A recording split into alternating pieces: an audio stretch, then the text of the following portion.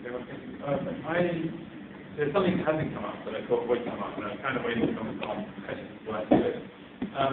It's quite a big construction project, but the actual construction itself will have an impact because anything you do well. We have a man from North and Brian, and just to quickly mention, I had thought someone might ask about noise or impact in the community. No one's asked that, but I think it's probably quite important. At the moment, no trouble talk about.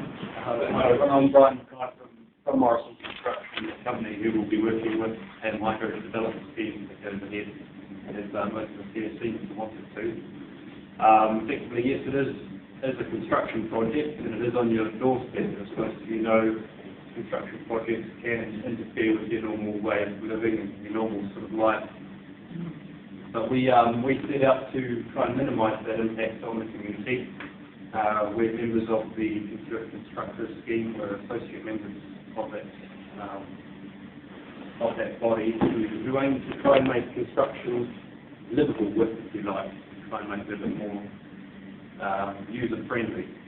So as we get into the construction phase of the scheme, we'll be looking for to build the project with yourselves, with the community, make it interesting for yourselves, keep you informed of what's going on, how things are progressing, and for those who are interested, how it's being built, and involve the community in that sort of thing as well. So, although it's a small upfront part of the overall project, it is another form of interest for some people, and we look to try and include you in that as well. Any other questions or? Maybe using lens free or the river, what is the river bank? Obviously the river's a great conduit of, if you like, to bury materials and things in on. But we're looking at some discussions with lens free at the moment as performance sites at lens free site and use some of the areas there. Just a couple of the very key points. Well, it's all in discussion with the landowners and as well as one part of discussions with the council. We're looking at every method we can to minimise disruption outside of normal working hours. They won't be working on the weekends, or in the evenings, or the early mornings. We're looking at how we can minimise delivery, how we can ensure that we can have delivery arriving to potentially a drop-off location. So in discussion, either using the lens free car park, potentially married university ground offices onto a road, but then enables smaller vehicles or people to bring equipment into the club and not going to disrupt people. This is also about ensuring we don't have lots of lorries blocking out roads, making sure we don't have increased traffic. It's a project.